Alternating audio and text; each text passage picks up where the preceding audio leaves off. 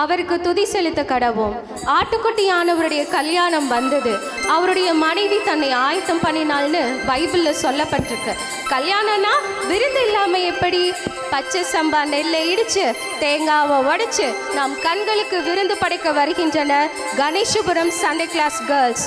கரங்களை தட்டி அவர்களை வரவேற்போமா?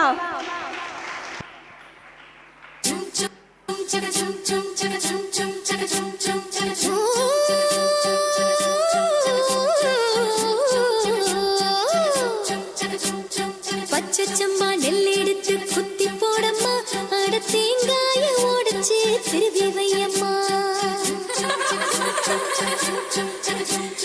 பச்சை கிளி போல ஒரு பொண்ணு வாராமா, புது பொண்ணை பார்த்து அசந்து போவ ரொம்ப சோரம்மா.